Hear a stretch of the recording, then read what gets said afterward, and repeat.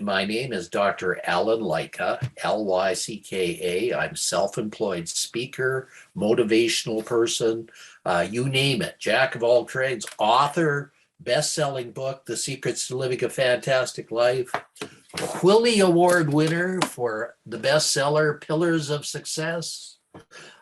You name it, I'm on it, man.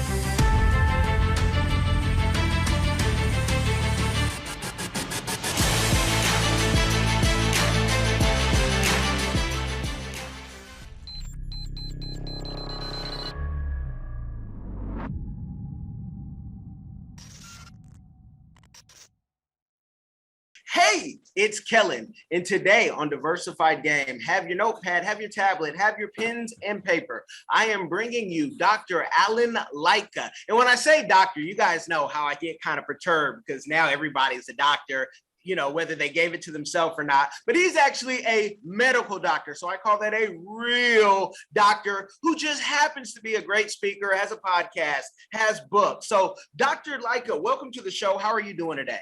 I'm just fantastic. And thank you for having me. It's always great to be in Southern California at any time.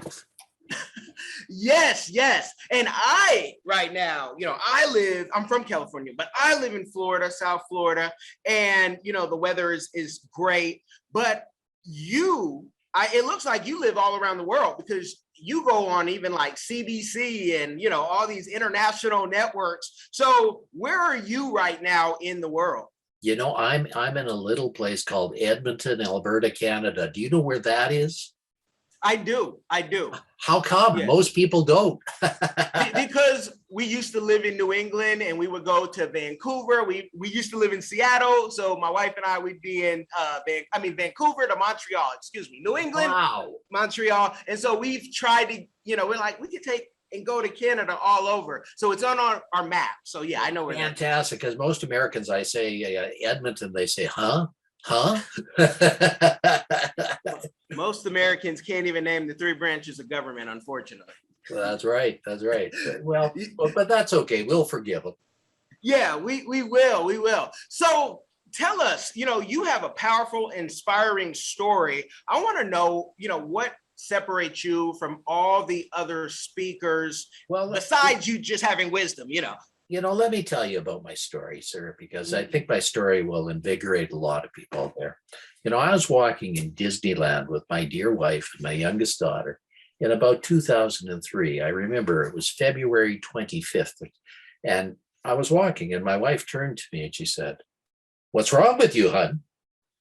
I was taken aback. For once in my life, I hadn't said anything wrong. I hadn't even done anything wrong. I hadn't even thunk anything wrong. So I said, "What? What do you mean?" She turned to me again and said, "What's wrong with you, hon?"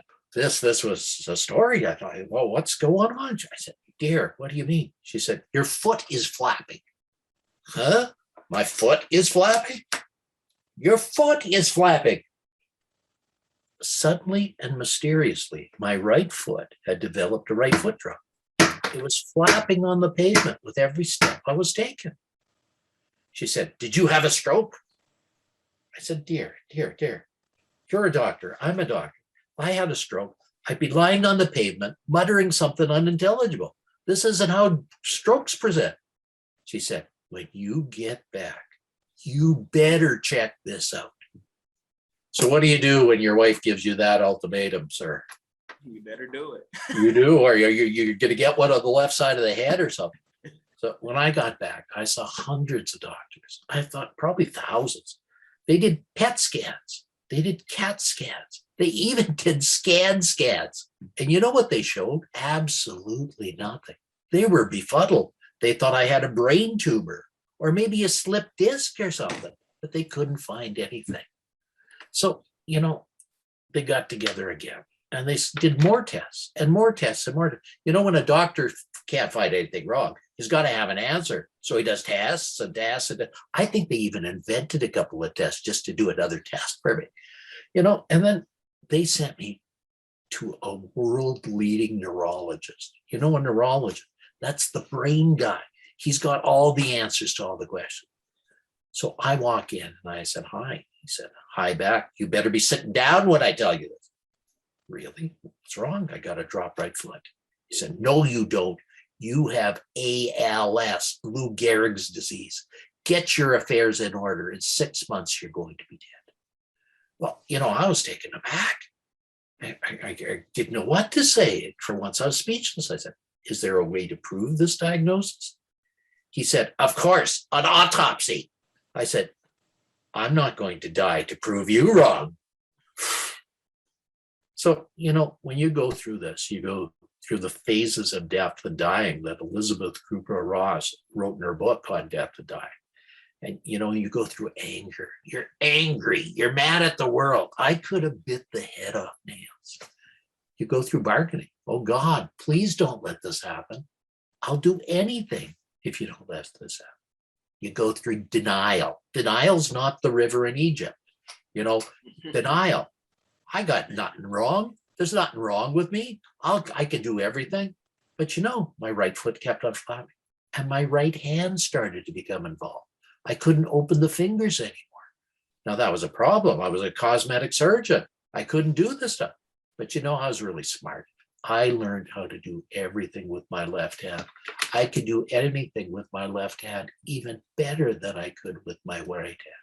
I could do fine intricate circles. I could tie knots. I could do everything. So nothing bothered me. But then, you know, when things aren't going right, you go through depression. You know, the big, black, dark days when you can't sleep at night, you can't eat, everything's so dark. You think of suicide. You think of ending it all. Why? Because nothing matters. You're going to die anyhow. You might as well end it now and end the pain. Have you ever been depressed, sir? I have gone through my battles like every normal, you know, person, I think. Yeah. It's terrible, isn't it? It's terrible. Depression is one of the worst things you can go through, you know, and I think a lot of our listeners are depressed in this day and age. So I want them to hear my pain and hear your pain. But, you know, go ahead, sir. You know, for you to be able with just you say your left hand, I want people to really think about, my wife is a radiologist, the audience knows that. And I've, you know, when she was in medical school, I was like, hold on, how do you do that suture thing? And, you know, trying to, just to do it with two hands is hard enough. So the fact that you could do it with one is amazing. What did you have to say to yourself when all this is going on? Like, what were the steps? Because people say, okay, I heard you got through the battle, but well, let me go on through with my story, you know. So okay. Before I commit suicide, I went to my wife and I said, wife, what do I have? She said, I ain't got the faintest idea, but you're smart. You can figure it out. God, I thought, I'm smart. I can figure it out, you know, but here I am. I've been to hundreds of doctors. They couldn't figure it out with that. But, you know, in 2003, something new was invented. You might have heard of it. It's called the internet. You ever heard of that beast? Yeah. Well, in 2003, it was very primitive. You had to use dial-on connections. You had to take your phone and put it in a cradle, and that cradle, it would dial another number. Your phone would go ria, ria, ria, ria for about 15 minutes. And then you finally got in touch with somebody on the other end. Well, I had nerds. They helped me go through it. And they found a doctor in Colorado Springs, Colorado, that had something similar to what I had. And he was on his deathbed. And he could barely raise his head. Well, doctors from around the world were coming to say goodbye to him because he was so well known. Well, David saw a doctor from Texas. The doctor from Texas said, there's something wrong with your picture, something drastically wrong. He said, you don't have ALS. You don't have Lou Gehrig's disease. I think you have chronic Lyme's disease. David Martin said, what's that? He said, the doctor from Texas says, never mind. I'll start you on treatment. If I'm right, you'll get miraculously better. He started on treatment. And like Lazarus, he arose from the dead. He literally was able to do everything he could ever do. So I knew I had to get in touch with David. So I phoned every hospital in Colorado Springs, Colorado. Is Dr. Martz there? Is Dr. Martz there? You see, any doctor can get in touch with any other doctor. He's a doctor. I'm a doctor. I can get in touch. So I meet up with him at the Methodist Hospital and we talked for hours. And he said, can you come down to see me? I said, when? He said, right now. I said, really, right now? He said, yes. I said, I can't. It's Thanksgiving in Canada. My wife's invited 50 people over. She's going to kill me. He said, aren't there any planes in Canada? David wasn't going to let me off that. So I go to my wife. I apologize. I said, dear, I'm not going to be here for Thanksgiving. She said, where are you going this time? You're always away. You're always at meetings. You're always at this. Why are you going? Dear, a doctor in Colorado Springs says he might be able to help me. My wife then said, what are you waiting for? I'm going to pack your bags for you. I'll drive you to the airport. What are you waiting for? Stop standing there looking goofy. Women, can you ever understand? So I fly from Edmonton to Denver. It's a great flight, 2.5 hours. Then I get on a little plane from Denver to Colorado Springs. Have you ever been on that flight? Not that flight, no. Well, let me explain it. It's a little rinky-dink puddle jumper. And it's the end of the day. So the air is coming off the desert. It's causing eddies. So the plane climbs 100 feet. It drops 100 feet. Climbs 100 feet. Drops 200. It's like the drop of doom at Disneyland over and over. It's like a roller coaster. It's like a wild mouse. I got off that plane green. I think everybody upchucked on that old plane, Wow. So I walk off. And there was David on the tarmac to meet me. 9/11 had occurred, but they hadn't imposed standards on little airports. He drove his truck right up to the plane. He was meeting a VIP, Wow. There was David. I said, David. He said, you don't look so good. I said, I don't feel so good. He said, it's probably a metaphor for what you've gone through. And we drove away and we talked for hours. And he said these magic words, I think history is repeating itself. I think I can start you on treatment and you'll get miraculously better. And that's why to this day, I've done all that I'm where I am. But here's even more.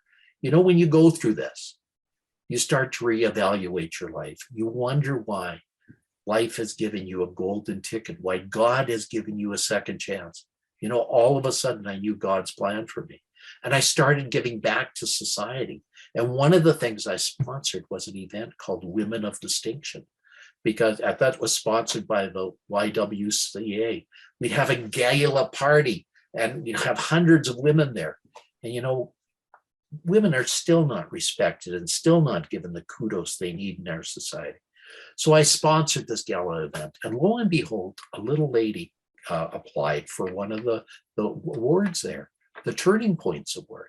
And her name was Harriet Tinka. And she basically won the award. And she came to me and she said, can I buy you lunch, Dr. Lyka? Well, and a pretty lady offers to buy me lunch. I said, of course. Now, at the lunch, she told me her story. It was very similar to mine, but very different. She was a world-class model in New York, walking the runways. She got tired of modeling, so she's going to take up her second love, which was accounting. But when she was taking her degree at the University of Calgary, she met a very evil person, a very evil psychopath that kidnapped her, stabbed her, and left her for dead. She ended up at the hospital. She doesn't know how she got there, but a little girl by the name of Amber, by the name of 10, was there wheeling down in a wheelchair.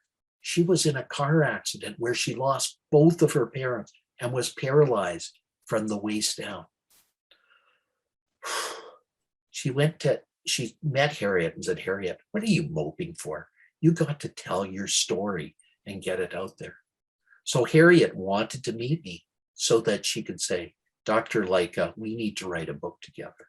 So we spent the next 6 years writing the book, The Secrets to Living a Fantastic Life. And it's about the golden pearls we found deep down in every one of us. Do you know what forms a pearl, sir? No, tell us. A pearl is formed because a little grain of sand gets inside of an oyster. It traumatizes that oyster. Now, that oyster does not just die or anything. what it does is wall it off with this beautiful material called luster. And that luster is golden. In the South Pacific, there actually are golden pearls. Each solitary pearl is so wonderful and so valuable that each solitary pearl costs upwards of $10,000. Now, the golden pearls we found inside of people are even more beautiful and more valuable. They're deep down inside of every one of us. And that's what everybody has to concentrate in these times so that they know the story. I love it. The inspiration. And I know that, giving so many talks, and you've written over 17, books, easy. And I wrote 3 bestsellers during the pandemic of 2020. Oh, wow. Wow. Well, you talk about, even on your website, on how you've made, over $70 million a year. And I really want people to hear what you say, because many people think, and my wife gets frustrated because she's from Cameroon, West Africa, and says, I always knew I wanted to be a doctor. But when people say doctors do it for the money, she's like, there's easier ways to make money. And we have business and whatnot. I want to know with you, how do you show other people how they can make even close to that? Because let's just say your doctor's salary, it's awesome, right? It's an awesome salary, but it's not $7 million. You had to go out and hustle that and go make and create things. When I was a cosmetic surgeon, I hustled, I worked, I did things. I used to do liposuction, and I used to charge $20,000 for doing liposuction for people.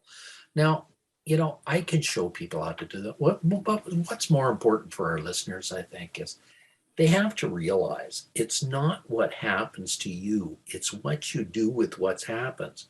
It's the baby steps you take to make prosperity, love, happiness, all the things in your life. Money is only one of the things that you use to keep count. You don't live to work, you work to live.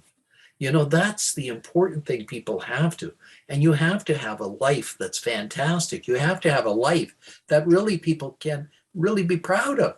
So if you're making $1 gazillion and are hating every day you go to work, if you're really you're doing the wrong things. You're doing all the wrong things in your life.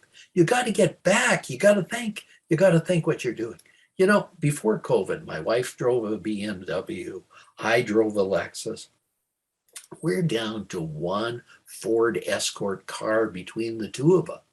Why? We reevaluated things and really decided that what do we need in life? We've got everything. We've got 4 wonderful daughters. We got 7 wonderful grandchildren. We've got a property at the lake. How much more do we need? How much more do we want? I could have as much money as Trump, but would I be happy? Really, I think everybody has to understand.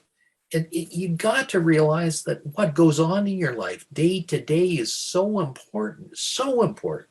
And you got to live big. Yes. I and coming from you, once you've had it and you've lived enough life where you can, you can see things. I want to know right now, what is your community give back that you're doing or that you like to do in the future? I think right now the most important thing I'm doing on a daily basis is trying to help people. The number of suicides right now is greater than the number of deaths from COVID. I want to repeat that because people won't realize that. The number of suicides that are going on daily right now are greater than the deaths from COVID. So how can you help people with that? Every time you go to the grocery store, you can say hi to somebody. You can give them a smile. You can give them a little joke. You can give them a little laughter. You can say to them, how's your day going? Really, we are really responsible for helping our brothers and our sisters on a daily basis. We really have to do that on a minute by minute day because really the dark side is there for everybody. Everybody's head got messed up during COVID. Everybody's head got messed up. And it's messed up now. And we got to really take our time to get it straight again. We really have to spend our time on a day-to-day basis to really make that day wonderful for people. And if we don't, it's going to be a dark, dark day for mankind. It's going to be a dark, dark day for society. It's going to be a dark, dark thing. So I'm going to challenge your listeners to do the following. I'm going to ask them to do something for their neighbor that they don't regularly do. Make a dozen cookies, give them a dozen, go to Starbucks and get them a coffee and give it to them. Do something. Just say smile and say hi. Everybody you meet today, say hi to them. Do something to them. Just something small. It doesn't take big. Volunteer. Give a gift of your time. Do something. Make the world a better place. And after they go do that gift, is there any other tips? I promote therapy and tell people get a therapist, get a good therapist. Do you think, since our heads have been impacted by this, that the majority of people need a therapist? I think a lot of people do, but therapists are getting burnt out. They're taking care of so many people that way. But I think, you got to think about love. And Mother Teresa said, if you love in there until it hurts, there will be no hurt, but only love. Think about that. If you love until it hurts, there will be no hurt, only love. Wouldn't that be a beautiful thing to do for everybody today? Just show some love, my friend. It definitely would. It would. Could you tell also the young entrepreneurs out there, are there any common mistakes that when you're traveling, you're speaking, you're talking to people, that you're saying, I just wish you guys would stop doing this one thing? We're dealing with a lot of people that's a me generation. And I think they got to do the following. They need to stop and smell the roses. They got to stop and to stop getting more and more stuff. They got to stop and getting 3 BMWs or 4 Mercedes Benzes or whatever. Stop it already. Stop. Think. You don't work to live. You don't live to work. You work to live. Stop it already. If you're a workaholic, fine, but spend some of that energy and work giving back to society. Stop just working for money. Stop just working for gold. It's not going to make you happy. The things that make you happy are the things you do outside of work, not during work. That's awesome. And when you and your wife said, we're going to stop ourselves and we can, take our 2 cars and make one nice fancy Ford Escort, right? It's got a couple of bells and whistles, yes. Well, was there any sign? Because sometimes people can't read the signs. Even sometimes a heart attack or a stroke, they don't get it. Was there any signs to say we too need to stop and hunker down? Well, I think it was a lot of things. My dance with death was a good warning. My wife was getting tired, burnt out as a medical doctor as well. She was getting tired. We looked around and we literally took off a year off and recalibrated and really decided, this is what we want to do now in our golden years. I'm 65, my wife's 65. Who knows how long we're going to live, whether it's 10 years, 50, who knows? But the important thing is whatever we live, we want to live. We don't want life. We want to live, my man. That's what's important. Everybody's got to live, not just have life.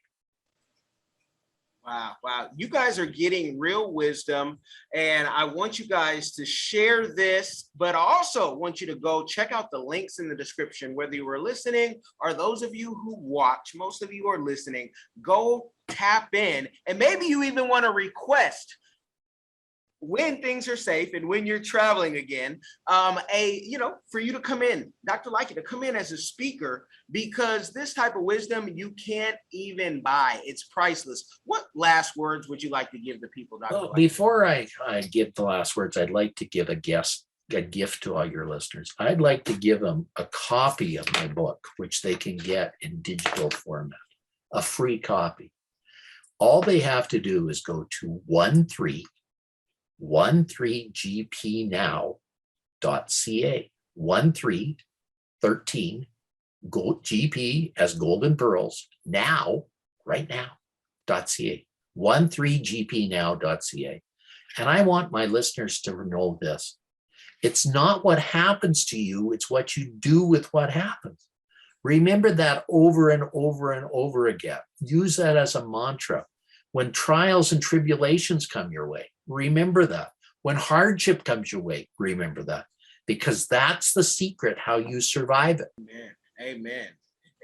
And if those were, not last words, you let us know if you have any more. We'll take all the pearls we can get. There's 13 golden pearls in my book. You can get them today. Go to 13gpnow.ca, and they're truly golden. They're more valuable than those 10,000 golden pearls from the South Pacific.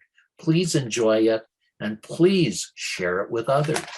If you like it, give a copy to everyone that you know. You guys have been blessed by the game. If you do nothing else, share this. It will change somebody's life. Hi everyone. Have you ever been curious about visiting Africa? Which African country were you interested in? Kenya, Nigeria, Uganda, South Africa, Ethiopia?